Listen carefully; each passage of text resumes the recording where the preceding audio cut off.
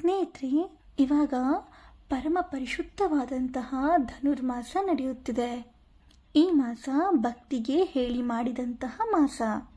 ಅದರಲ್ಲೂ ಕೂಡ ಭಗವಾನ್ ಮಹಾವಿಷ್ಣುವನ್ನು ಧನುರ್ಮಾಸದಲ್ಲಿ ವಿಶೇಷವಾಗಿ ಪೂಜಿಸಲಾಗುತ್ತೆ. ಭಗವಾನ್ ಮಹಾವಿಷ್ಣು ದೇವರು ಸೃಷ್ಟಿಯ ರಕ್ಷಕರು ಹಾಗೂ ಪರಿಪಾಲಕರು. ಈ ಬ್ರಹ್ಮಾಂಡದ ರಕ್ಷಣೆಗಾಗಿ ವಿಷ್ಣು ದೇವರು ವಿವಿಧ ಅವತಾರಗಳಲ್ಲಿ ಭೂಮಿಯ ಮೇಲೆ ಅವತರಿಸಿದ್ದಾರೆ.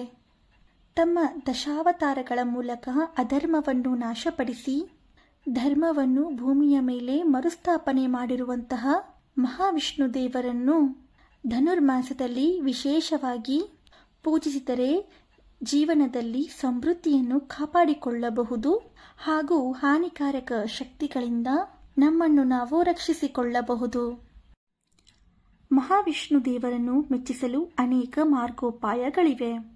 ಕೆಲವರು ವಿಷ್ಣು ದೇವರ ನೆಚ್ಚಿನ ವಸ್ತುಗಳಾದಂತಹ ತುಳಸಿ, ಶ್ರೀಗಂಧ, ಪಂಚಾಮೃತಗಳನ್ನು ಅರ್ಪಿಸಿ ಪೂಜಿಸುವ ಮೂಲಕ ಮಹಾವಿಷ್ಣುವಿನ ಆಶೀರ್ವಾದವನ್ನು ಪಡೆಯುತ್ತಾರೆ.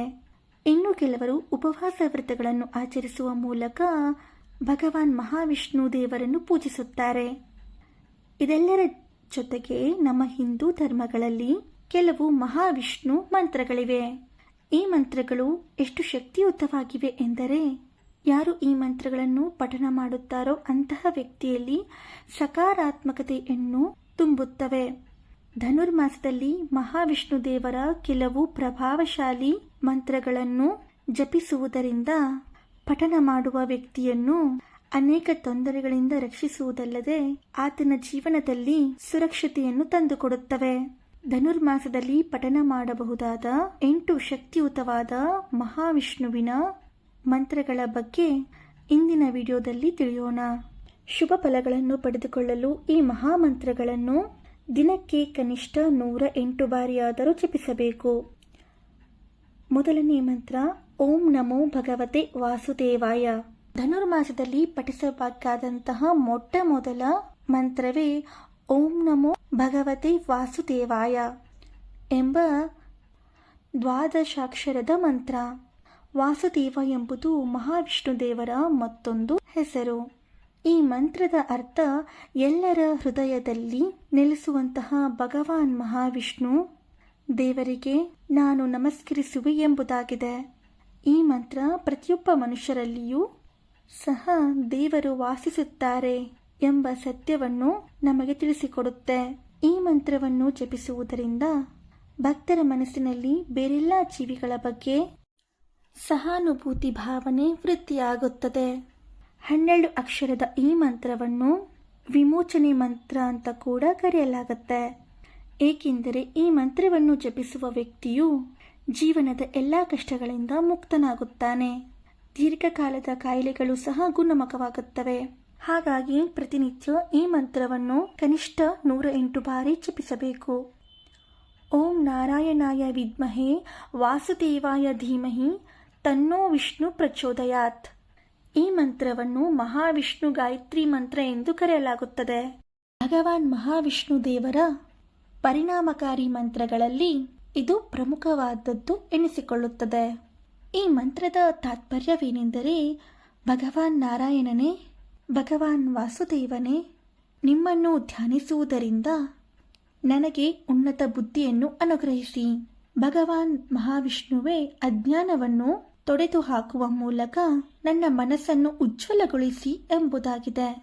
ವಿಷ್ಣು ಗಾಯತ್ರಿ ಮಂತ್ರವನ್ನು ಪ್ರತಿನಿತ್ಯ ಪಠನ ಮಾಡಿದರೆ ಅಂದುಕೊಂಡ ಕೆಲಸಗಳೆಲ್ಲ ಸರಾಗವಾಗಿ ನೆರವೇರುತ್ತವೆ. ಶಾಂತಾಕಾರಂ ಭುಜಗಶಯನಂ ಪದ್ಮನಾಭಂ ಸುರೇಶಂ ವಿಶ್ವಧಾರಂ ಗಗನ ಸದೃಶಂ ಮೇಘವರ್ಣಂ ಶುಭಾಂಗಂ ಲಕ್ಷ್ಮೀಕಾಂತಂ ಕಮಲನಯನಂ ಯೋಗಿ ಹೃದಯ ನಗಮ್ಯಂ ವಂದೇ ವಿಷ್ಣು ಭವಭಯಹರಂ ಸರ್ವಲೋಕೈಕನಾಥಂ. ಈ ಮಂತ್ರವನ್ನು ವಿಷ್ಣು ಶಾಂತಾಕಾರ ಮಂತ್ರ ಎಂದು ಕರೆಯಲಾಗುತ್ತದೆ.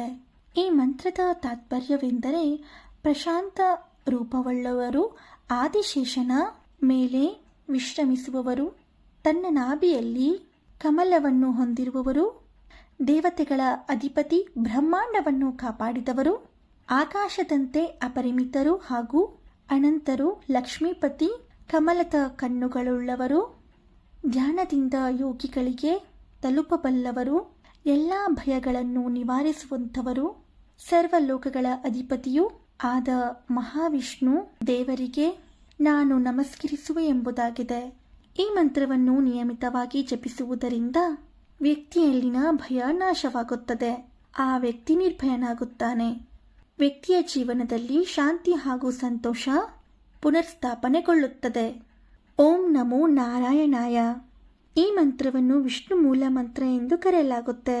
ಈ ಮಂತ್ರದ ತಾತ್ಪರ್ಯ ನಾನು ಸರ್ವಶಕ್ತನಾದ ನಾರಾಯಣ ದೇವರಿಗೆ ನಮಸ್ಕರಿಸುತ್ತೇನೆ ಎಂಬುದಾಗಿದೆ. ರಕ್ಷಕರಾದ ಮಹಾವಿಷ್ಣು ದೇವರನ್ನು ಮೆಚ್ಚಿಸಲು ಅತ್ಯಂತ ಸರಳ ಹಾಗೆ ಅಷ್ಟೇ ಶಕ್ತಿಯುತವಾದ ಮಂತ್ರ ಇದಾಗಿದೆ. ಈ ಮಂತ್ರವನ್ನು ನಿಯಮಿತವಾಗಿ ದಿನಕ್ಕೆ ಕನಿಷ್ಠ 108 ಬಾರಿ ಪಠಿಸುವುದರಿಂದ ವ್ಯಕ್ತಿಯ ಮರಣ ನಂತರ ಮಹಾವಿಷ್ಣು ವೈಕುಂಠ ಪ್ರಾಪ್ತಿಗಾಗಿ ಪ್ರಾಚೀನ ಕಾಲದಿಂದಲೂ ಜನರು ಈ ಮಂತ್ರವನ್ನು ಪಠಿಸುತ್ತಾ ಬಂದಿದ್ದಾರೆ. ಕಾಯೇನ ವಾಚ ಮನಸೇಂದ್ರಿಯರ್ವ ಬುದ್ಧ್ಯಾತ್ಮನಾವ ಪ್ರಕೃತಿ ಸ್ವಭಾವಾತ್ ಕರೋಮಿ ಯದ್ಯತ್ ಸಕಲಂ ಪರಸ್ಮೈ ನಾರಾಯಣಾಯೇತಿ ಸಮರ್ಪಯಾಮಿ. ಈ ಶ್ಲೋಕ ಭಗವದ್ಗೀತೆಯಲ್ಲಿ ಬರುತ್ತದೆ. ಈ ಮಂತ್ರದ ತಾತ್ಪರ್ಯ ನನ್ನ ದೇಹ, ಮನಸ್ಸು, ಇಂದ್ರಿಯಗಳು ಹಾಗೂ ಬುದ್ಧಿಯಿಂದ ನಾನು ಮಾಡುವ ಎಲ್ಲ ಕ್ರಿಯೆಗಳನ್ನು ನಾನು ಶ್ರೀ ನಾರಾಯಣ ದೇವರ ಪಾದಕಮಲಗಳಿಗೆ ಅರ್ಪಿಸುತ್ತಿದ್ದೇನೆ ಎಂದರ್ಥ. ಈ ಮಂತ್ರವನ್ನು ನಿಯಮಿತವಾಗಿ ಪಠನ ಮಾಡುವುದರಿಂದ ಭಗವಾನ್ ಮಹಾವಿಷ್ಣು ದೇವರು ವ್ಯಕ್ತಿಯೊಬ್ಬ ಆತನ ಅರಿವಿಲ್ಲದೆ ಮಾಡಿದ ಪಾಪಕರ್ಮಗಳಿಂದ ಮತ್ತು ಪ್ರಾರಬ್ಧ ಕರ್ಮಗಳಿಂದ ವಿಮೋಚನೆಯನ್ನು ನೀಡುತ್ತಾರೆ. ಮಂಗಳಂ ಭಗವಾನ್ ವಿಷ್ಣು ಮಂಗಳಂ ಗರುಡಧ್ವಜ ಮಂಗಳಂ ಪುಂಡರೀಕಾಕ್ಷ ಮಂಗಳಾಯ ತನೋಹರಿ. ಈ ಮಂತ್ರವನ್ನು ವಿಷ್ಣು ಮಂಗಳ ಮಂತ್ರ ಎಂದು ಕರೆಯಲಾಗುತ್ತದೆ. ಈ ಶ್ಲೋಕದ ತಾತ್ಪರ್ಯ ಭಗವಾನ್ ಮಹಾವಿಷ್ಣು ದೇವರಿಗೆ ಶುಭವಾಗಲಿ, ಗರುಡನನ್ನು ತನ್ನ ಧ್ವಜ ಚಿಹ್ನೆಯಾಗಿ ಹೊಂದಿದವರಿಗೆ ಶುಭವಾಗಲಿ, ಕಮಲದ ಹೂವಿನಂತಹ ಕಣ್ಣುಗಳನ್ನು ಹೊಂದಿರುವ ಭಗವಂತನಿಗೆ ಶುಭವಾಗಲಿ ಎಂಬುದಾಗಿದೆ.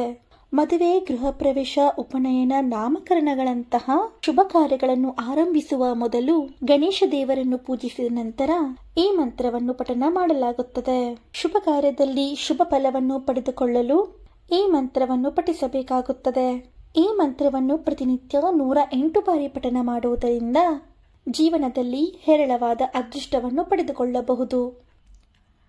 ಸಶಂಕ ಚಕ್ರಂ ಸ ಕಿರೀಟ ಕುಂಡಲಂ ಸಪೀತ ವಸ್ತ್ರಂ ಸರಸೀರು ಹೇಕ್ಷಣಂ ಸಹಾರ ವಕ್ಷಸ್ಥಳ ಕೌಸ್ತುಭ ಶ್ರೀಯಾಂ ನಮಾಮಿ ವಿಷ್ಣು ಶಿರಸಾ ಚತುರ್ಭುಜಂ.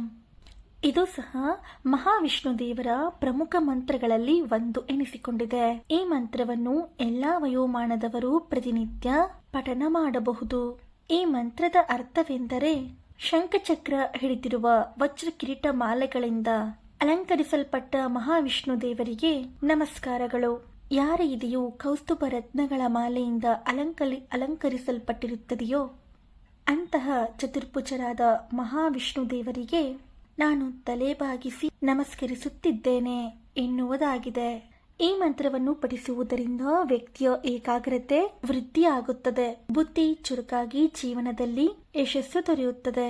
ಮಕ್ಕಳು ಈ ಮಂತ್ರವನ್ನು ದಿನಕ್ಕೆ 108 ಬಾರಿಯಂತೆ ಪ್ರತಿನಿತ್ಯ ಪಠನ ಮಾಡುತ್ತಾ ಬಂದರೆ ಬುದ್ಧಿ ಚುರುಕಾಗಿ ಓದುವುದರಲ್ಲಿ ಮುಂದೆ ಬರುತ್ತಾರೆ.